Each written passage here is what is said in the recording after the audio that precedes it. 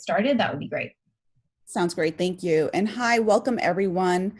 Suraj and Acuity have been friends of Pru since 2012 when we launched Bring Your Challenges. He's a wonderful thought leader and incredibly insightful, and will share some of the trends impacting consumer behavior and marketing trends today. Suraj shared with me once that he wakes up at 3 a.m. to think about this topic, and glad that we can share in his insights. Joanna is going to share his formal bio, but I want to thank Suraj and Joanna for all their support and time. Thank you again. Thanks so much, Anna. So thank you everyone for joining. I'm Joanna. I'm the head of marketing here at AcuityAds. Thank you for joining us today on this webinar. I want to let you know that your microphones have been muted, and we encourage you to submit any questions that you might have at any point through the Q&A functionality or the chat functionality. We will be responding to these questions, within the last 15 minutes of the session. We're also going to be recording the session and distributing a link for you to watch afterwards in the future and share with your other team members. So presenting today for AcuityAds is Suraj Barwani, who is our Chief of Strategy. AcuityAds is a decision science technology platform for performance advertising through digital channels. Suraj has been through at least 2 major recessions in his 25-year history as a digital advertising specialist, including the dot-com burst and the Great Recession of 2008. Prior to joining AcuityAds, Suraj was involved in multiple other significant digital ventures. Notably, he spent 14 years at Digitas, leading the strategy and analytics practice. He joined the agency as part of the founding team that led the company through its early growth phase, IPO, and exit via acquisition by Publicis. Suraj is a graduate of the MIT Media Lab and an author of several refereed articles on emerging cross-screen audience behaviors critical to driving business results. Without further ado, thank you, and I'll pass you to Suraj. Thank you, Joanna, and thank you, Anna, for a generous introduction. Really appreciate it. Hello, everyone. So delighted that you could join us today.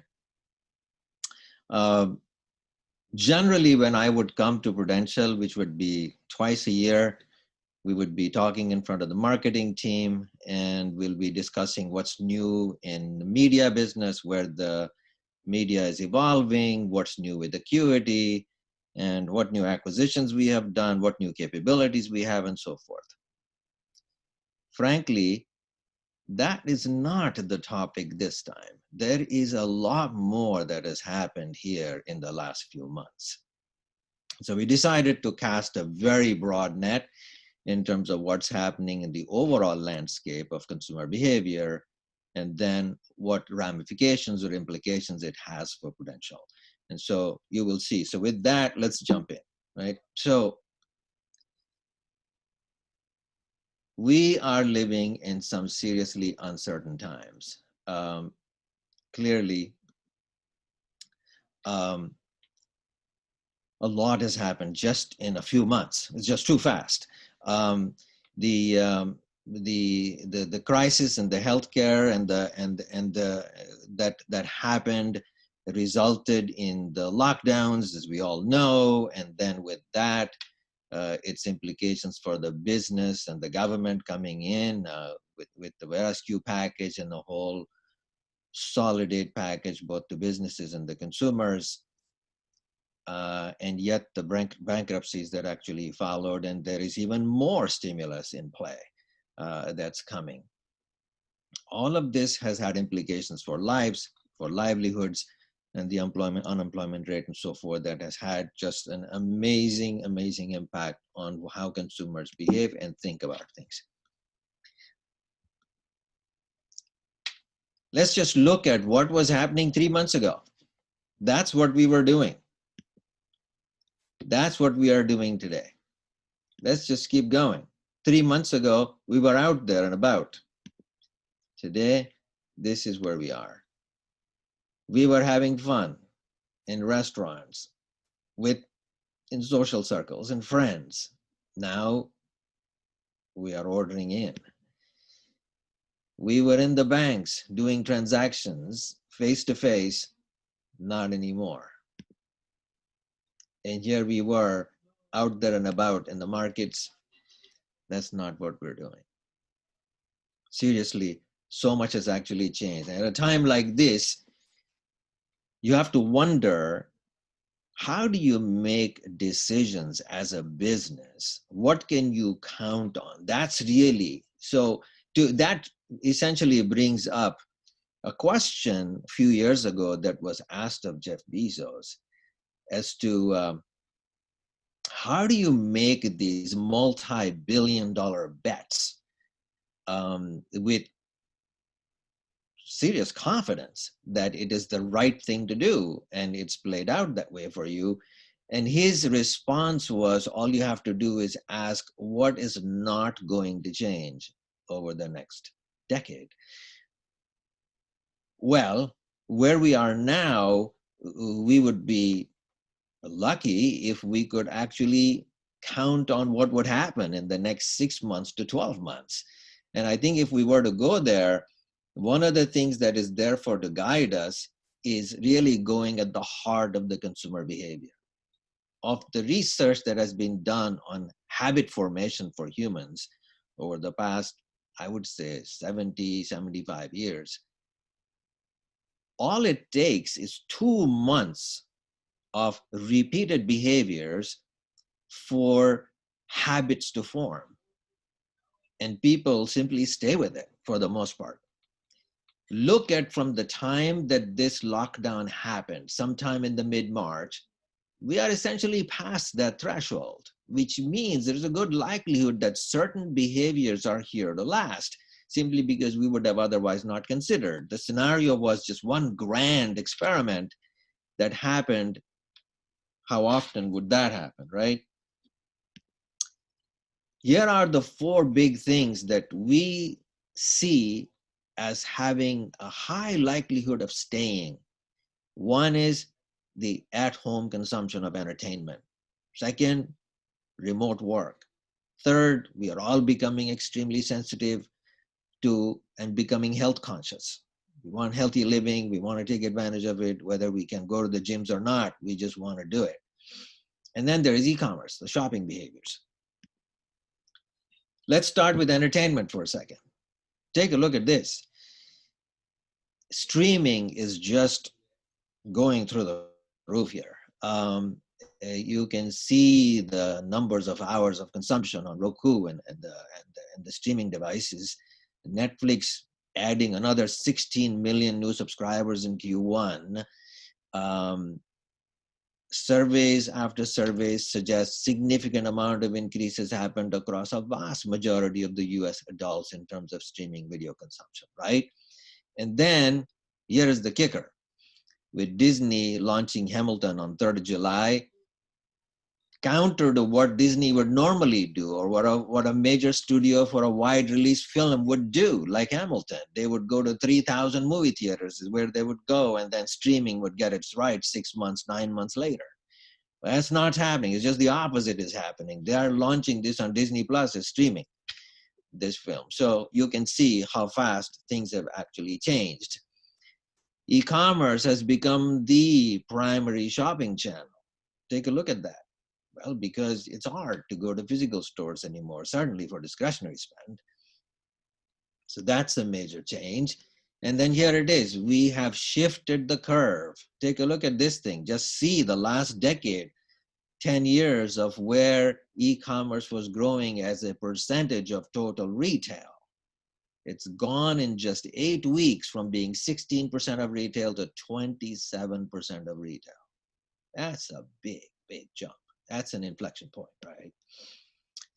Here, when you ask people as to what would you do going forward, compare the March behavior to April, and a vast majority of the people are beginning to move their shopping online from physical, right? Other things we are beginning to see shifting, as I said earlier, at-home fitness is big and growing.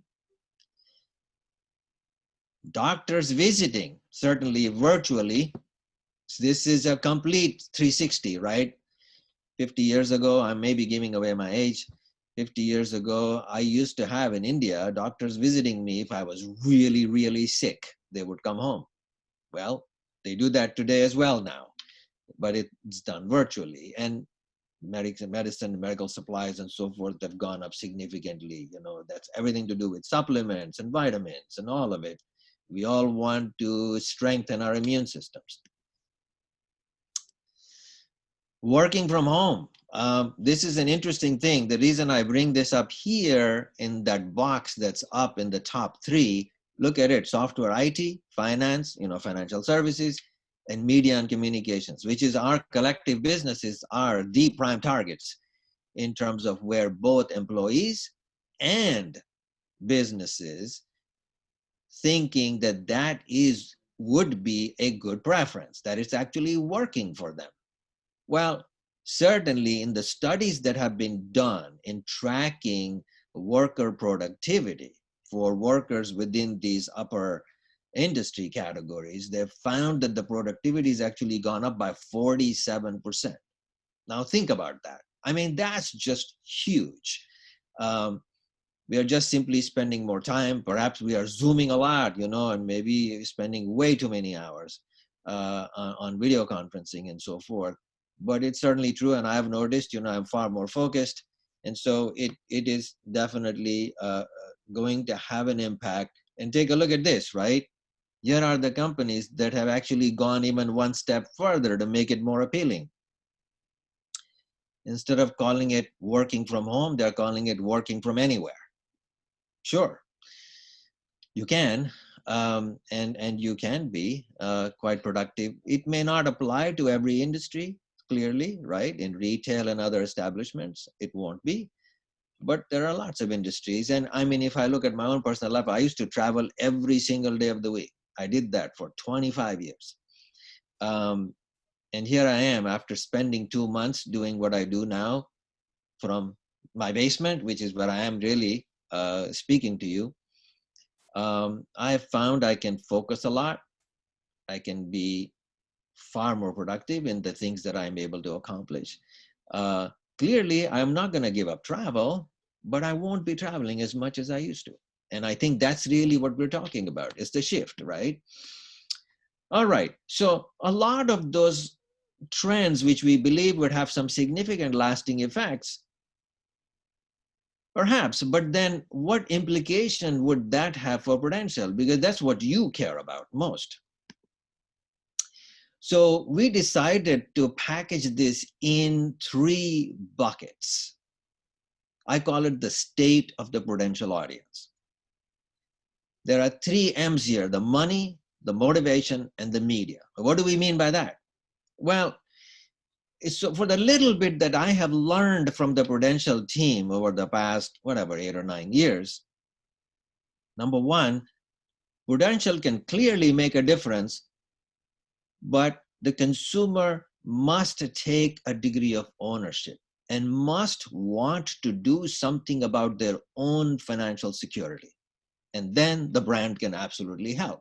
So in that case, money is important. People have to have some source and available to take and those resources to make a difference in their life. Motivation is, how motivated are they? I mean, insurance is, you know, we all know it's not like if it's the top 10 things we would think about on any given day, insurance wouldn't be the thing I would be thinking about. We've seen repeated surveys. It doesn't make it, right? And so it isn't really a very high involvement category. And so what that means is, then why would they be motivated now? And what has changed right now that would get them to consider it more, and where Prudential can make a difference? And then the last thing is media, and frankly, bundled within media is also messaging, because obviously, you know, we need to, respect the sensitivities right now, because here we are, you losing almost 100,000 lives. I mean, this is really a grave matter. It's not not a moment when you can celebrate anything, frankly. And so messaging is critical, but also how do you reach people where they are in their environment? So this is how we have bucketed. Let's see where we go with that. So let's talk about that. What is happening with money behavior? So this is truly amazing. I imagine many of you have seen this and what has happened here. If you compare this behavior over the last few years, there has been an amazingly sharp jumped in a very short period of time in terms of savings rate. It has shot up. And therefore, we're talking about some significant sums of money that are being put away into savings now. It needs to be seen, and we have some evidence of it's likely where the money might be going in terms of when it goes to savings. Is it about paying down the debt, or is it actually net new savings and cash? That we have to see. So that's the one thing. Where else is money coming from? So here we are, another $300 billion that have gone straight into the households' coffers, right? That's the other big source that's coming in. So there's definitely money there. But then the question is there an inclination, as I said? So this is something that drew my attention. Repeated surveys actually show that a vast majority of the population, to be precise, 79% of them actually say they would like to save. However, who can afford to save is the other question. And so this is from Kiplinger. This is literally, you can see, this is from the June 2020 edition that I got at home this last weekend. And in that poll that they did, just take a look at the audience here on the right, just so you get it. This is a 75 plus K plus. We're talking about household audience, somewhere in the mid 40s age, and a respectable investable assets here. You can see that, right? Roughly, you can see that there's a little over 40% of the audience is actually going to put the stimulus check into savings and investments. Clearly encouraging in terms of what they will do. And then, of course, they will be paying off the bills and a few other things that they would do to support local businesses and donate, right? That doesn't have to be true for the audience that's under 75 or in particular under 50 if they are going from paycheck to paycheck. This is really about sustaining your household, right? But it's definitely encouraging knowing the kind of households Prudential likes to pursue. There's another added detail on that. As I was talking about, what percentage of money, of that stimulus money, is really going off to paying off the debt and to emergency funds. Frankly, you can see the behavior. Just eyeball the thing in the box.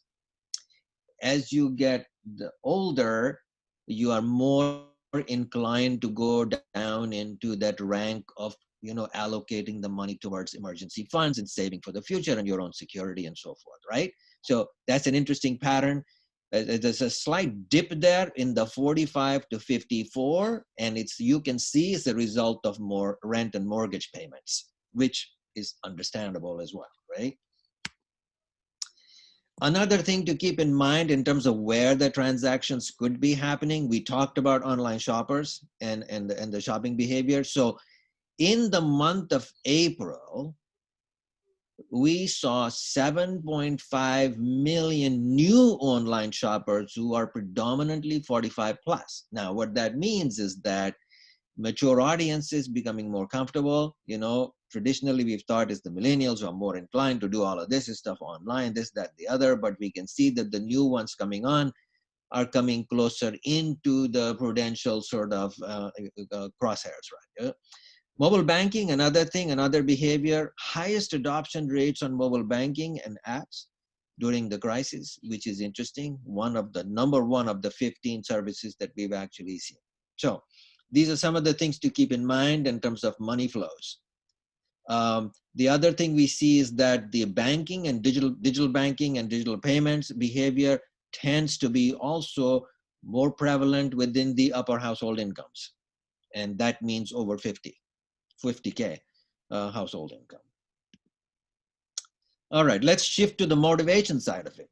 So what are the psychological, physical factors that would encourage people to act, literally act now, right? In the timing we're talking about in the coming months. Well, number one, this is interesting.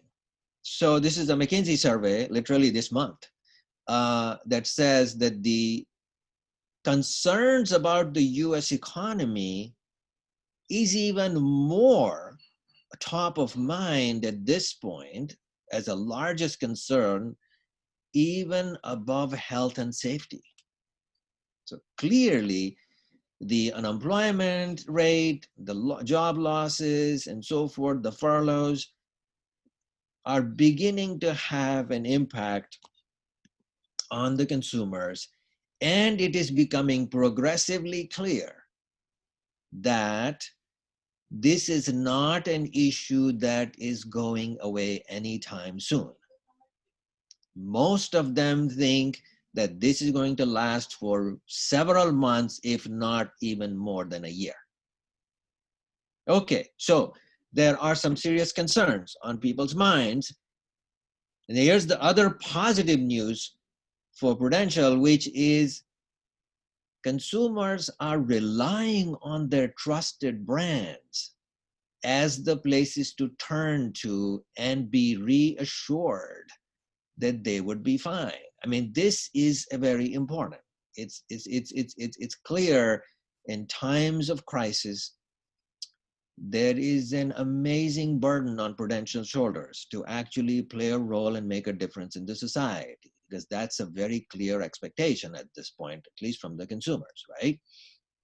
So given all of that, the question then is, what's the evidence?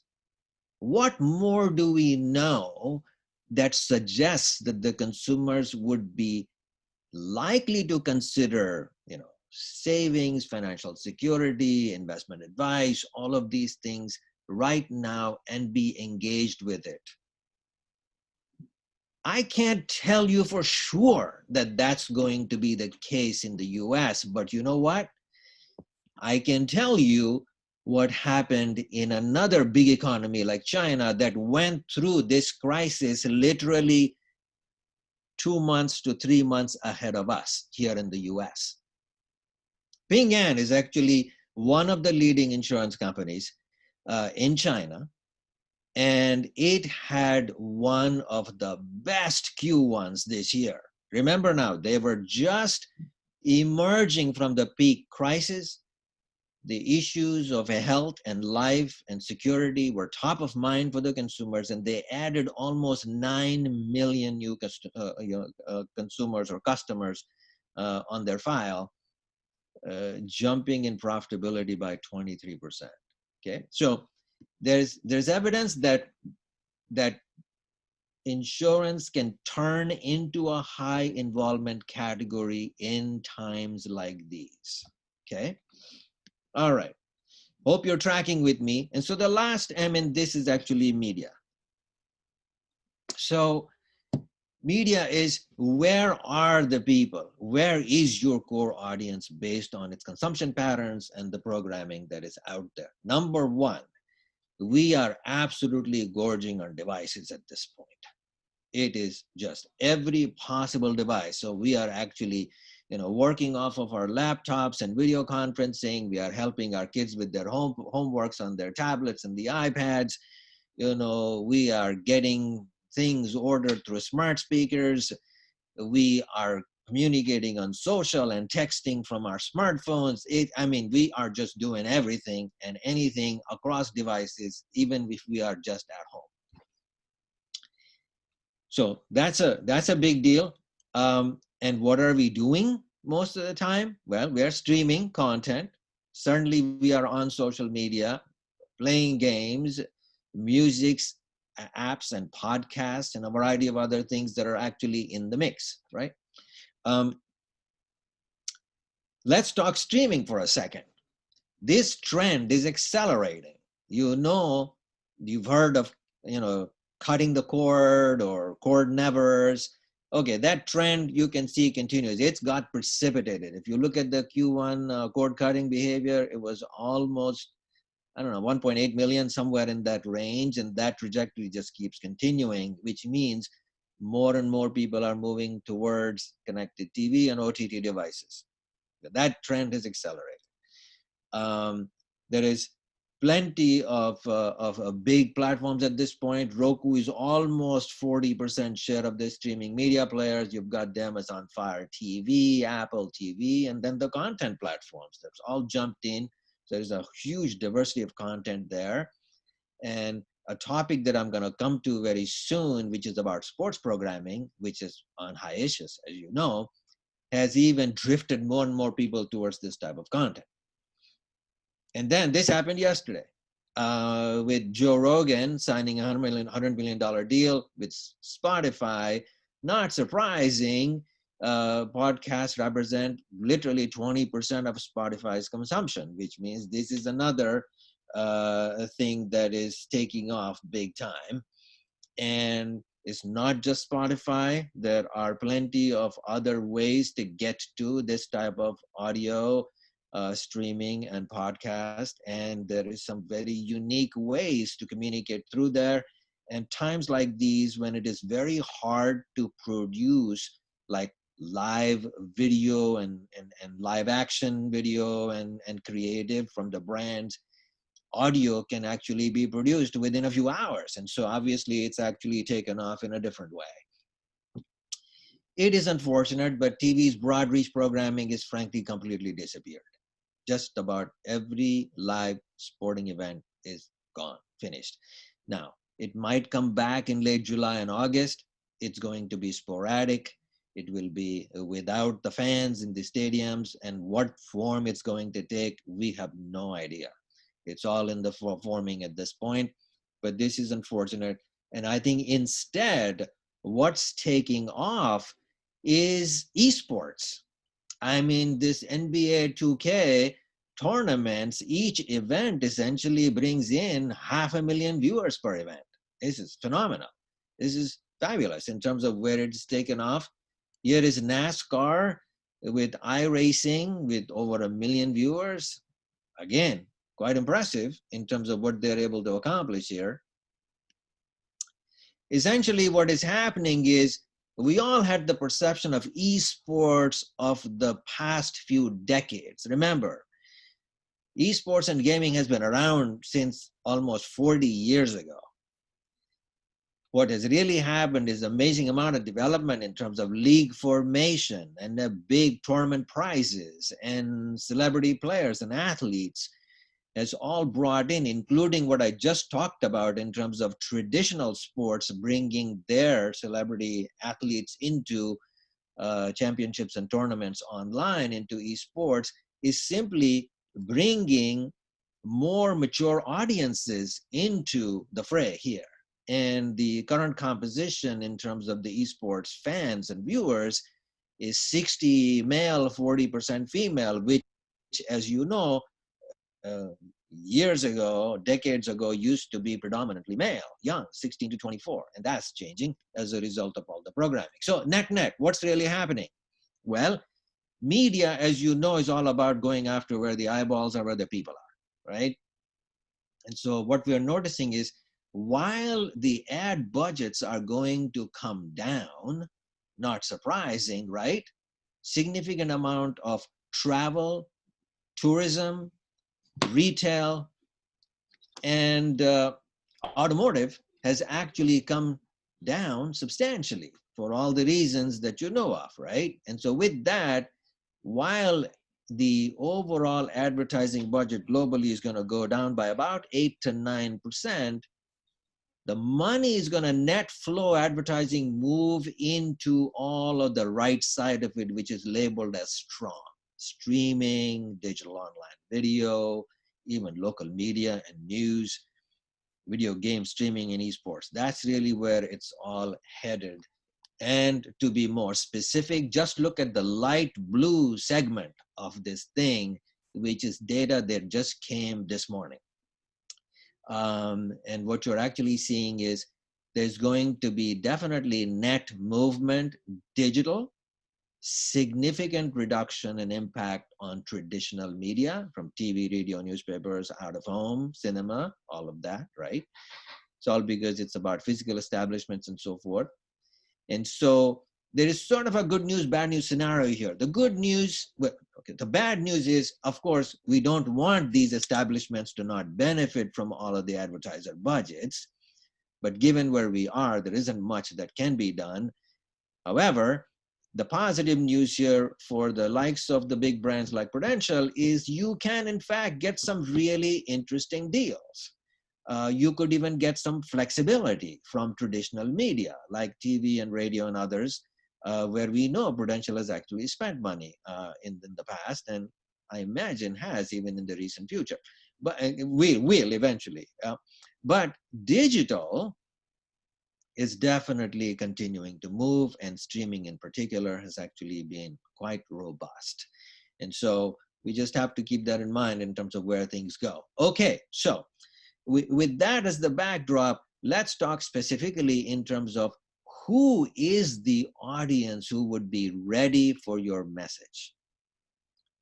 You've done all of the right and amazing things, right? You went out with your thank you messages and honoring the heroes and so forth, which is commendable. It's fantastic. Many other brands have actually done that. You've been out in social where people are asking questions and you've been answering questions. And of course, that's very helpful. And your presence there makes a huge difference. As I said, people trust you, people trust Prudential. And so they want to be able to hear from them what they have to say about what we should be doing as consumers, you know, given all the uncertainty. The big question on everybody's mind is, what's the next thing? When and how do we restart the outreach to the audiences with real needs? Consumers have real needs now. How do you go back to them? How do you reach some degree of normalcy? And I think that is something that's going to be done in some very specific ways. And I'm going to suggest a few things that I am recommending to other selective brands who are asking similar questions. Number one, just keep in mind that any data that is 3 months old is not really all that relevant. Things have changed substantially. That's an understatement, actually. You're going to have to go to more live data sources. You will need to look at what people are saying now. What are they interested in now? What are they searching for now? What kinds of things are top of mind? You know, which specific areas and locations that are emerging potentially with lower density populations, and therefore there is less risk associated with that, and therefore look at geo and satellite patterns. Satellite data can actually tell you based on road traffic patterns and other things, retail traffic, in terms of where things are really reaching normalcy sooner. All of those things are all about live data. And I think that's really how you really reach.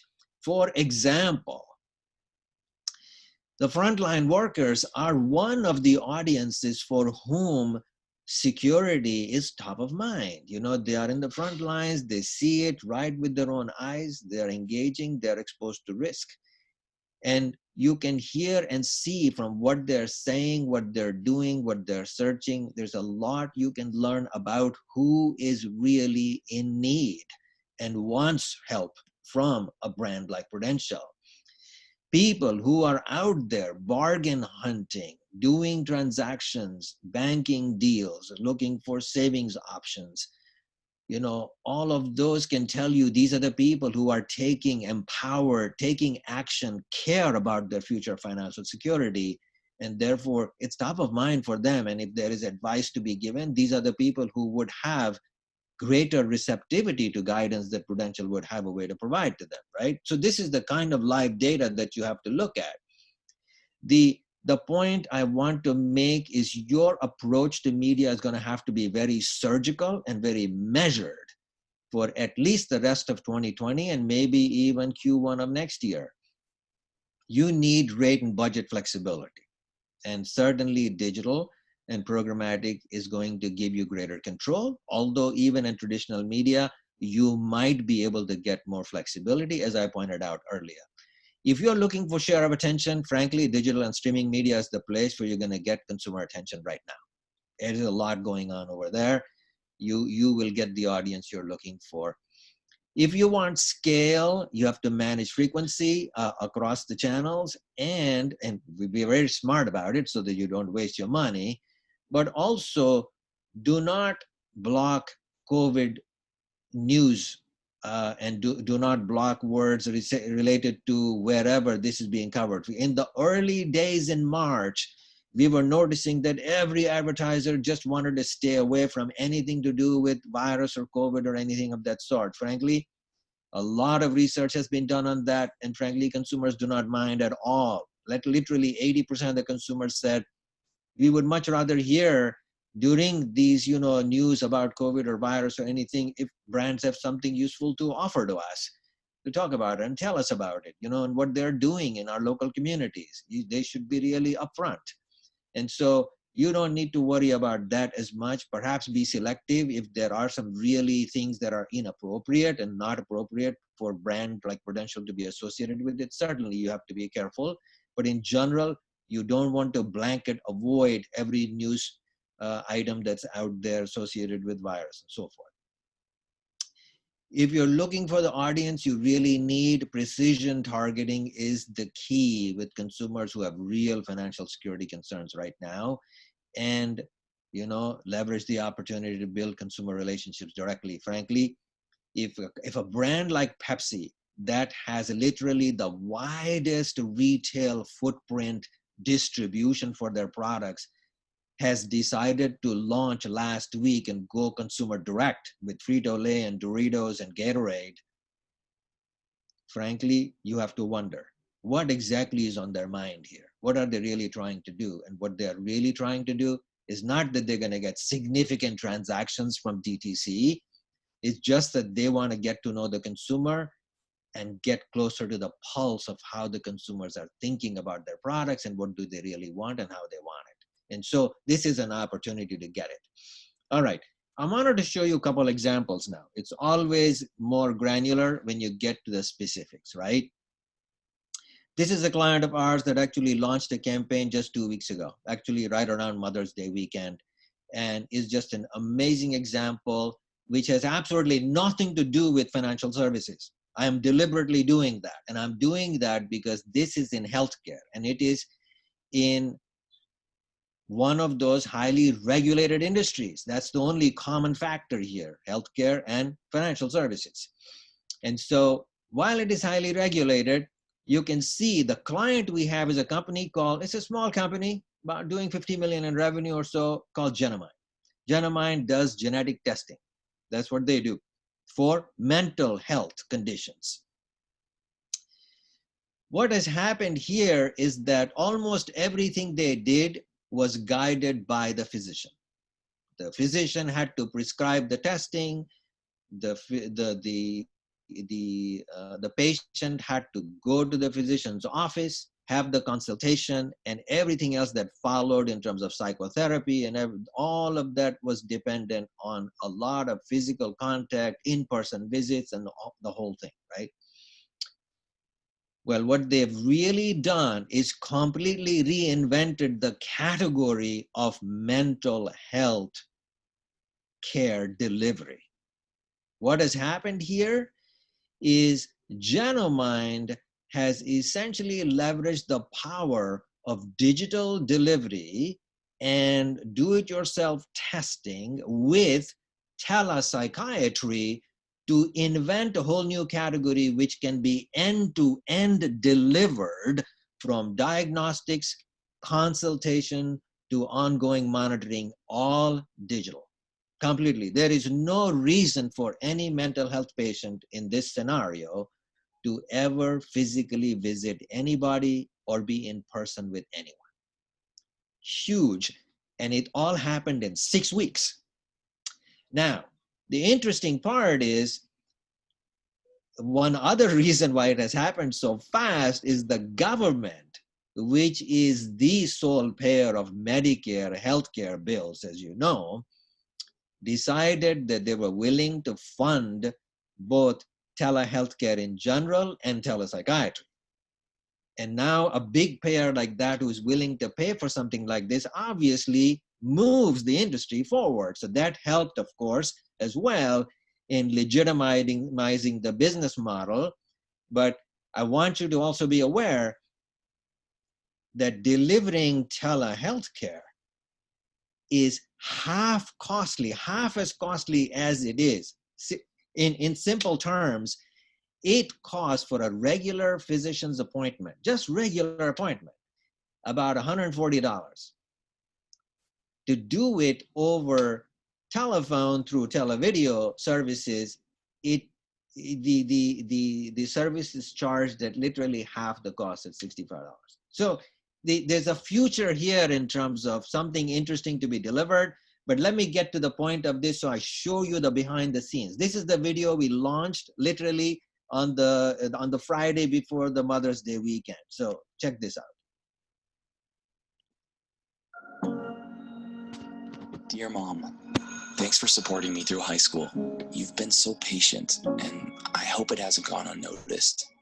I know it hasn't always been easy for you, and at times I pushed you away. But thanks for supporting me in the tough times. Thanks for hugging me with all you have and getting me the best help. Thanks for being my mom. Love, your son.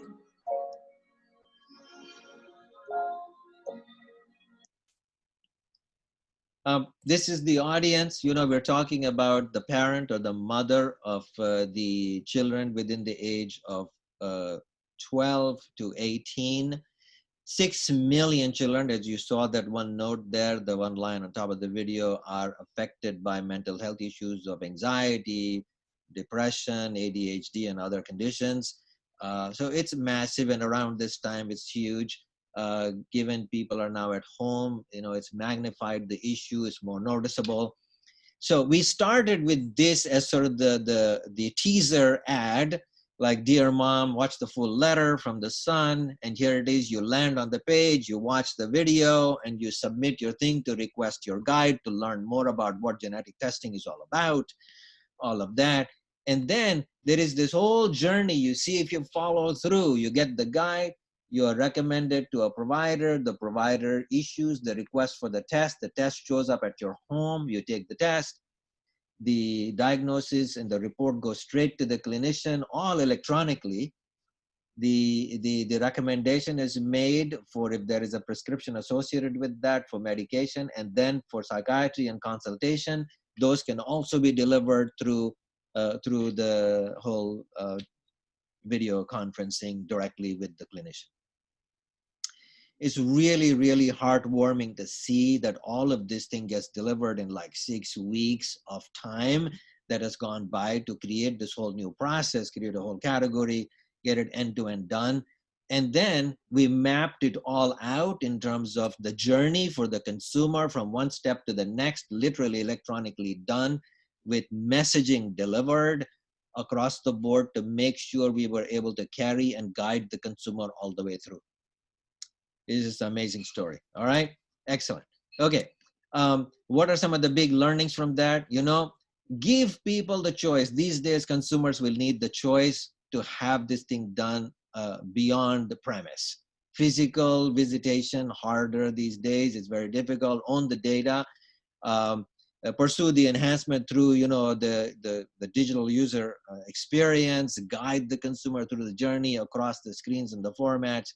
And really own the data, give consumers the benefit of what you learn from them and so forth. There's just a lot to be learned from that experience. Okay, for those of you who are thinking, get to the point, get into financial services, yes, I'm going there. All right, so let's summarize this first of all, and then I'll give you one example of that. Number one, money. Okay, so for Prudential, at a time like this, you don't need me to tell you. You already know that. The focus should be mature, high-income audiences going off through digital channels. That's the place where people are. You may need to go there. Focus on guidance is your core message. People have needs. They want to understand how to manage if they have a relationship, to figure out if there is a way to rejigger their portfolios. If not, they want to know what to do with it. Meet the consumers in their own environment with much greater precision, as I said, with flexibility on the spend, because you never know. You might want to discontinue, we might want to jack up, go down. All of that flexibility is obviously needed. Let's go to Ali. This is a good example that caught my attention, frankly. This woman who's the CMO, Andrea, I mean, she's done something really, really, really fascinating here. And it is a good way for me to lay out exactly the whole 3M formula that we have been discussing here for the last 10 or 15 minutes. She's all about being human. That's where she wanted to start. It makes sense. take a look at what they've actually done here. So let me show you this brief video if you haven't seen it. Hi everyone, welcome to The Bright Side. I'm super excited to tell you the story of one man in Atlanta who used his own experience to pay it forward. Love Beyond Walls. My experiences with homelessness resulted in my life's calling. Our organization is all about affirming the dignity of people who are unsheltered by giving the voice and The community. folks at Ally heard about your organization and the great work you're doing, and they decided they would like to donate $5,000 to your organization, Love Beyond Walls. Are you And serious? I'm serious, but wait, there's more. Terrence, I'm going to match that donation. So that will be a total of $10,000 that No. will help you buy 50 more of these portable sinks. Oh man. Wow. Thank you. You made me cry during a pandemic. Essentially, it's an amazingly heartwarming story. I mean, these guys are putting sinks out there in the local neighborhood so that the homeless people have a place to go wash their hands. Very simple idea, but it's very precious. And for Ally to do that, to really inspire their audiences in terms of what they're doing, is good for the brand. And, you know, look, it was watched by over 8 million people. We call it by true reach, which is amazing amount of this viewership actually came through earned media, which was all the sharing of the video that actually happened. Take a look at what Ally's actually done here in the past few months. Number one, from a money point of view, let's just go with the same framework we have. They're focused on the high earning millennials. They're focused on savings products and toolkits, figuring out how to help people to figure out how to save, what are the things you can do, how to manage your expenses, all of that stuff, right? Their motivation, the way they are building it, is through, you saw that inspirational video there on the Bright Side, you know, as part of the Bright Side ad series. They are communicating, you know, by bringing content like smart things to do with your money. They've actually brought their investment officer out there to really talk about what it is you do in the volatile markets. Look at their media and how they are pushing media. They're going beyond big media moments. You know, they've been big on sponsorship of live media and media sports and sports programming in general. As you all know, that all shut down, or at least on hiatus at this point. And they moved into esports. They're doing a lot of that stuff, sponsoring teams, doing a lot of good, interesting stuff there, and moving from non-traditional into non-traditional forms of, you know, media, digital, influencer, all of that stuff, which is quite interesting how they've actually brought it all together in their way. So this is just to show you within the context of a financial services company, what are some of the things they're actually doing. I'm not necessarily saying that Prudential would want to do these things. All I'm saying is this is a good example, an illustrative example of the kinds of things that you can bring together, even at a time like this when choices for media and other things may seem like they are limiting. But there is a lot that can actually be done. That's what we have for today. We have about 10 minutes. So if you have questions, certainly put it in the Q&A. Joanna, I will let you pick it up if there are any questions over there.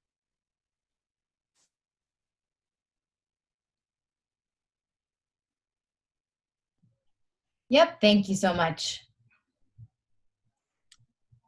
Okay, so one of the questions that we've got coming through is actually just around, you know, creative and messaging, and whether, you know, we have any kind of indications of what types of creative and messaging consumers are looking for. So as I was pointing out earlier, the M in media can actually also be thought of as messaging, right? I mean, this is a time when, of course, brands have to be very sensitive, quite careful about the way they come across, and not really coming across as, you know, you are selling at a time when people are in distress in one form or the other. But what we are also noticing is that while the the voices of comfort and honoring the heroes and all of that, empowering and inspirational messages were extremely helpful. The stuff that Prudential guys did, you guys really put out some really nice quality content there. So did Ford. Ford had an amazing piece of content. Oreo had something interesting. So many brands actually did that. But I would say that at this point, the consumers are ready to get out of this sort of the gloom and doom that they've been actually feeling and being locked down. They want to get out and feel, a little bit more lighthearted about things and want to see it on the positive side. They want to see the light down the tunnel, even if the tunnel is long. And so what I'm beginning to notice, and I think I have something here which I can refer to. This is something that that Progressive did, I believe. Take a look at this video. This is very interesting. All right, so I'll start. Oh, do you want to go first? No, I don't. You go. I was just going to be on slide 7, talking about bundling and saving. Jamie, you're cutting out. Sorry, I'm late. Hey, whoever's doing that, can you go on mute? Oh, my bad. I was just saying there's a typo on slide 7. Bundle home and auto for big disco snouts. I think that's supposed to say discounts. You sure about that? Hey, can you guys see me? All right. Okay, you get the idea. There's a recent study that was done. This came out yesterday, actually. You can see the date right there from Realize. We've worked with Realize forever. What they actually do is they create these panels of 400, 500 people, and they put a lot of video ads in front of people and are able to learn two things. One is which types of video ads are getting more attention and which ones are driving greater brand favorability. And what we are noticing now is that humor and, lighten up the mood a little bit is beginning to get more attention. People want to feel like maybe we are beginning to see the light now and want to escape the sort of the darkness. And so they like advertisers who are coming in with something, a little bit more. Of course, it's always welcome to inspire them with good, solid emotional stories and things like that. But we are beginning to see that this is beginning to evolve and more accepting. And so, again, it's just a reflection of the mood that we are as a society in right now. We want to get out a little bit, I mean, that was sort of obvious even around the Memorial Day weekend, when people simply wanted to be out there on the beach and somewhere, even though there was some degree of risk associated with that. They're just kind of tired, staying at home. And I think this kind of content and creative and advertising has greater resonance, at least from this research, which is a small sample of about 500 or so in a panel. Great. We have a couple of more coming in, so we'll try to do as much as we can. So how have you seen some brands being afraid of going into the public and fearing a pushback on their message? So have you seen any brands being afraid of going in the public, fearing perhaps a pushback on the messaging? I haven't really seen any. As a matter of fact, I think this time around, most brands have been particularly very, very cautious. And so not many have actually taken too many risks yet. But that's the reason why all the questions are being asked. It's like, is the consumer ready?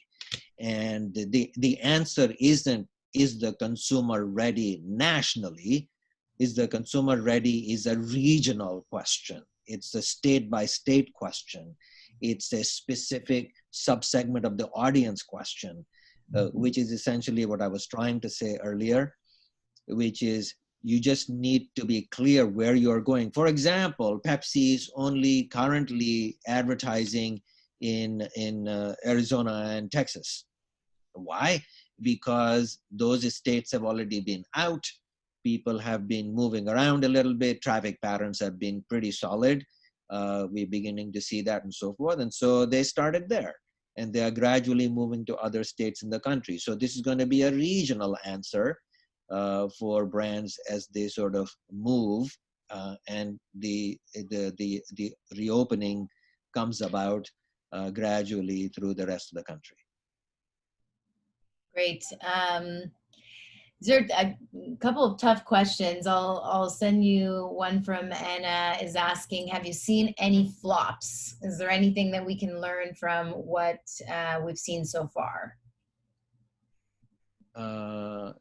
Sorry, you want to restate that? What in particular?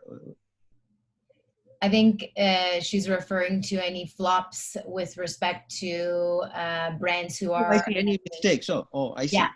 Okay. Any flops of any sort? I